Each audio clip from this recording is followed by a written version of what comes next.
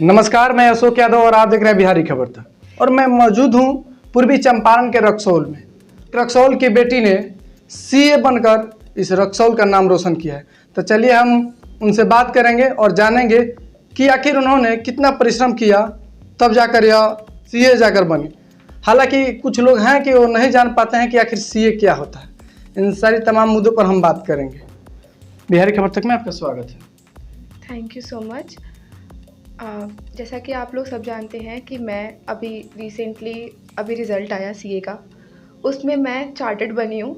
मतलब exam qualify करा है, मेंबरशिप के लिए अप्लाई करना बाकी है। तो वो सारी चीज़ें प्रोसीजरल है, but now I can say कि I have become a chartered accountant. I am CA Amisha Gupta. Amisha ji, हम चाहते हैं कि हमारे दर्शकों को एक बार अपना परिचय बता दें। मैं अपना परिचय, मैं रक्सौल में रहती हूँ। मैंने मेरे डैडी का नाम प्रमोद प्रसाद गुप्ता है, मम्मी किरण देवी, मेरा भाई है, बड़ा भाई, वो इंजीनियर है इंदौर में, उनका नाम अमर गुप्ता है। और हमारी छोटी सी फैमिली है, बाकी बड़े पापा छोटे पापा भी सब लोग साथ में रहते हैं। अमीशा जी, आपकी शिक्षा दीक्षा कहाँ से हुई है? मेरी स्कूलिंग वगैरह यहीं रक्सौल से ही हुई है 12th तक। उसके बाद सीए की पढ़ाई के लिए मैंने दिल्ली वहाँ से जर्नी स्टार्ट करी। इंटर कब आपने पास किया? इंटर मैंने किया है 2015 में, नागा रोड में जो विमेंस कॉलेज है वहाँ से करा है मैंने। अच्छा, आपको कब लगा कि मुझे सीए बनना चाहिए और कहाँ से प्रेरणा आपको मिली? सीए बनने के लिए जब मैंने कॉमर्स ऑप्ट किया था, उस टाइम पे सीए प्रोफेशन में मतलब ये ऑप्ट करके सबसे अच्छा क्या कर सकते हैं, ये मेरी थिंकिंग थी। और साथ में ये भी देखना था कि हाँ क्या पॉसिबल होगा अवेलेबल फैसिलिटीज़ के साथ में, सारी चीज़ें देखते हुए। तो वहाँ से मैंने स्टार्ट किया सीए की जर्नी। वहाँ मेरे दिमाग में आया जब अकाउंट्स में कर रही थी क्लास रमेश चौरसिया सर के पास, उन्होंने बताया था कि हाँ सीए का कोर्स होता है ऐसे, तो वहाँ से स्टार्ट हुआ। अच्छा, कुछ लोग ऐसे हैं कि बेटियों पर पाबंदी लगा के रखते हैं कि आपको यहाँ नहीं जाना, वहाँ नहीं जाना, लेकिन फिर भी आपके पिताजी तो आपको बहुत सारी मतलब हेल्प किए और उनके तरफ से आशीर्वाद रहा कि आज आपने सीए बनकर और पूरे रक्सौल का, पिताजी माता पिता के साथ पूरे रक्सौल का आपने नाम रोशन किया।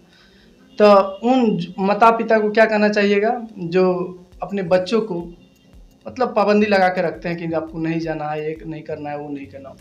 मैं ये कहूँगी कि पेरेंट्स लोगों को सपोर्ट करना चाहिए। जो भी है, जो भी मतलब बच्चा करना चाह रहा है आपका, उनको सपोर्ट करिए। उनको बोलिए कि हाँ अगर तुम्हें सच में करना है और उसके अंदर पोटेंशियल है तो उन्हें सपोर्ट करिए, उनको पूरा करने दीजिए। जैसे कि मेरे पेरेंट्स ने मुझे बहुत सपोर्ट किया और ये डिसीजन लिया कि हाँ मुझे बाहर भेजना चाहिए ताकि मैं कुछ कर सकूं। उन्हें मेरे अंदर वो पोटेंशियल दिखा। मैं पेरेंट्स से भी यही कहूँगी कि आप लोग भी अपने बच्चों को प्रोत्साहित करें।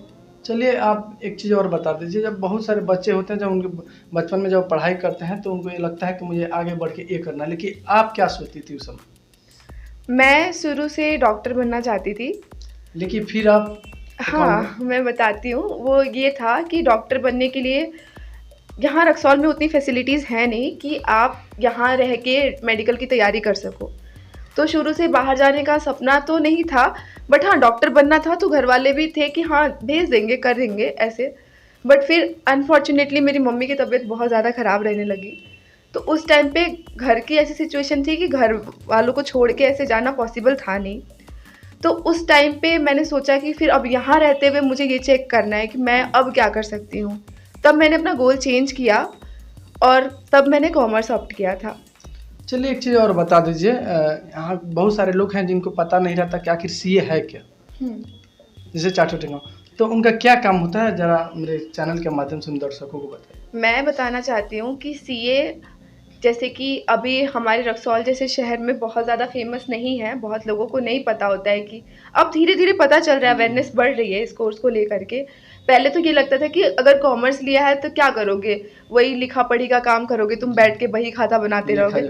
सिर्फ वो नहीं है, मैं बताती हूँ। आप लोग पढ़ते हो कि सुना होगा कि वोडाफोन आइडिया मर्ज हो रहा है, तो ये सारी चीज़ें मर्ज होती है। वॉलमार्ट ने एक्वायर किया, फ्लिपकार्ट, ये ऐसे हो रहा है। मतलब ये सारी चीज़ें जो बड़ी बड़ी एमएनसीज़ हैं, ये सारे लोगों का मर्जर एक्विजिशन होता है। इनकी वैल्यूएशन कौन करता है? डेट इज़ अस, सीए करता है। उनकी साइन की वैल्यू होती है। ऑडिट करते हैं हम लोग, उसमें सर्टिफाई करते हैं कि हाँ इन्होंने पूरा प्रॉपर किया है। बड़ी बड़ी कंपनीज़ में जो आप शेयर्स में पैसे लगाते हो, जो कंपनीज़ में आप पैसे लगा रहे हो, उस कंपनीज़ के लिए बिलीव कैसे होगा कि ये सही से काम कर रहा है। उसका ऑडिट करके उसको वेरीफाई करने का काम होता है सीए का। इट्स नॉट जस्ट अबाउट कि अकाउंटिंग करना, ऑडिटिंग करना, वैल्यूएशन करना, और भी बहुत सारी चीज़ें हैं। कंसल्टेंसी का काम है, टैक्सेशन का काम है, बिजनेस कैसे चलता है। मैं तो बोलूँगी इकोनॉमी पूरा सीए बताता है। चलिए एक चीज़ और हमें बता दीजिए कि आपके माता पिता का क्या आपके प्रति, जब आप पढ़ाई करती थी तो उन लोगों की तरफ से क्या सपोर्ट, कैसे सपोर्ट किया जाता था आपको? मैं कहूँगी हर तरह से सपोर्ट किया उन्होंने। जैसे कि अगर कोई चीज़ की ज़रूरत है एंड फॉर एग्जांपल आप मान लो कि अभी आपको कोई बुक्स की ज़रूरत है अर्जेंट बेसिस पे, बट वो बुक अभी अवेलेबल नहीं है, रक्सौल में नहीं मिल रही है। बहुत सारी कम बुक मिलती हैं यहाँ पे। उस टाइम पे उतना ऑनलाइन का क्रेज़ नहीं था। अभी धीरे धीरे चीज़ें चेंज हो रही हैं, तो अभी यहाँ भी हम लोग कर लेते हैं। हमारे पास भी एंड्रॉयड फ़ोन होता है, हम खुद से भी कर लेते हैं। उस टाइम पे नहीं था, तो उसको कहीं ना कहीं से जुगाड़ करके मंगवाना, कोई चाचा ये वो कोई पटना रह रहा है वहाँ से मंगवाना यहाँ कहीं से पे। व्यवस्था करके लाते हाँ, ये चीज़ें करके देना, कुछ हो ना हो, मतलब कोई आपको बस बोलने की देर है और वो आपको मिल जाता था। आप ये कह सकते हो। एक चीज़ और बताइए, मान लीजिए कि बहुत सारे लोग हैं अपने बच्चे को पढ़ाते हैं, लेकिन वह मतलब जाके कहीं ना कहीं दम तोड़ देते हैं कि भाई आगे हम नहीं सक्षम है पढ़ाने के लिए। उन लोगों को क्या आप कहना चाहिए ताकि कुछ उन लोगों को सीख मिले इस चीज़ से? सक्षम नहीं है पढ़ाने, मैं बोलूँगी कि अभी बहुत सारे अलग अलग रास्तेज हैं इसके लिए। पहले ये था कि आपको जाकर ही पढ़ना है, अब आप फ़ोन में ही पढ़ सकते हो। बहुत सारे फ्री वीडियोस, फ्री लेक्चर्स, बस आपको ये अपना गोल फिक्स करना है। एक चीज़ कहा जाता है कि मेहनत का फल कभी बाव नहीं जाता है। हाँ, I am my self A Karma lover. मैं खुद कहती हूँ कि कर्म करते जाओ, उसका फल किसी ना किसी रूप में आपको मिलेगा, ज़रूर मिलेगा।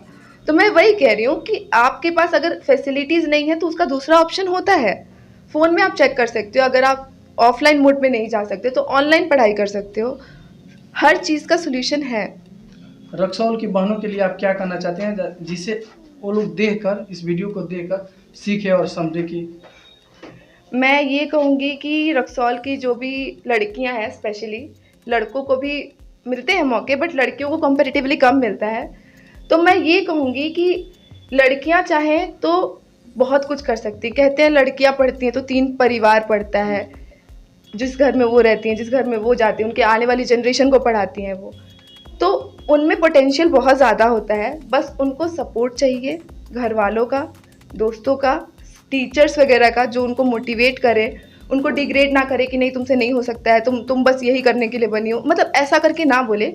उनमें जो पोटेंशियल है उसको हाईलाइट करे, उनको सपोर्ट करे और उनमें उम्मीद दिखाएं। अच्छा, एक चीज़ हम जाते जाते एक से कहना चाहेंगे आपसे कि बहुत सारा है कि जो लोग उन्हें कुछ ना कुछ अपना मुकाम हासिल कर लेते हैं, उन लोगों का इच्छा रहता है कि अपना जीवन बिताने के लिए जीवन संगिनी की ज़रूरत पड़ती है। तो आप कुछ ऐसे सोची हैं? नहीं, अभी तक तो कुछ भी नहीं सोचा इस बारे में। अभी मतलब पढ़ाई का माहौल ख़त्म हुआ है, मेरे पास अब रिस्पॉन्सिबिलिटी बढ़ी है, मेरा डेजिग्नेशन चेंज हुआ है। तो मेरे ऊपर, जैसे कि मैंने आपको बताया कि हाँ, सीए की क्या वैल्यू होती है, कोई भी डॉक्यूमेंट साइन करने से ही सोसाइटी में ट्रस्ट बनता है। तो ट्रस्ट को बरकरार रखने के लिए अभी उस रिस्पॉन्सिबिलिटी में मुझे थोड़ा सा टाइम चाहिए। 3-4 साल के बाद? हाँ, उसके बाद सोच लेंगे। वो तो होनी है वैसे भी। हाँ। अच्छा, आप कैसे मतलब अपने लेवल का या अपने प्रोफेशन का मिले तो ज़्यादा अच्छा है, क्योंकि कॉमन चीज़ें, काफ़ी चीज़ें मिल जाती हैं, फिर प्रॉब्लम्स थोड़े सॉर्ट आउट हो जाएगा। और दूसरे प्रोफेशन का भी तो कोई खास प्रॉब्लम है नहीं है सच, कि नहीं अपने प्रोफेशन का ही कोई मिलना चाहिए। इस बिहारी खबर तक को समय देने के लिए बहुत बहुत धन्यवाद। चलिए हम उन पिता से बात करते हैं जिन्होंने इस रक्सौल को एक टैलेंट दिया, और उनसे बात करेंगे, उनका जानेंगे, उनसे भी जानने की कोशिश करेंगे आखिर उनका क्या कहना है। सबसे पहले बिहारी खबर तक में आपका स्वागत है। बहुत बहुत धन्यवाद। एक चीज़ बताइए हमें कि आजकल कुछ लोग हैं कि बेटे के नाम से बाप को बुलाते हैं, लेकिन हम लोगों ने आपसे संपर्क किया तो हमने कहा कि आप अमीषा जी के पिताजी हैं। तो क्या ऐसा महसूस हो रहा है आपको, ये बताइए कि लोग आपको तो बुलाते होंगे अमीषा जी के पिताजी हैं, तो अमीषा जी के पिता प्रमोद जी हैं, तो कैसे आपको महसूस हो रहा है? बहुत ही गौरवान्वित महसूस होती है। अच्छा, बचपन में इनका कैसा, जब पढ़ाई करती थी 7वीं 8वीं क्लास में, तो कैसा इनका स्वभाव रहा पढ़ाई के प्रति? पढ़ाई के प्रति उसका रुचि बहुत ही ज़बरदस्त था, और उसी से अंदाज़ा लगाया जा सकता था कि ये बहुत आगे तक निकलेगी। मेरे अंदर में ये है। अमीषा जी तो डॉक्टर बनना चाहती थी, लेकिन उनका कहाँ से रुझान हुआ कि उन्होंने अकाउंटेंट यानी सीए का पढ़ाई करना डॉक्टर बनना चाहती थी, लेकिन कुछ स्थिति ऐसी बनी जिसकी वजह से उसको अपना चेंज करना पड़ा सीए में। तो सिरिंज के जगह उन्होंने कैलकुलेटर उठा लिया। तो एक चीज़ और हमें बता दीजिए, बहुत सारे ऐसे लोग हैं कि बेटियां पर पाबंदी लगा के रखते हैं, बेटी को नहीं जाने देते हैं, लेकिन आपने अपनी बेटियों को बाहर पढ़ाया और आज उन्होंने सीए बनकर तो रक्सौल का नाम रोशन किया।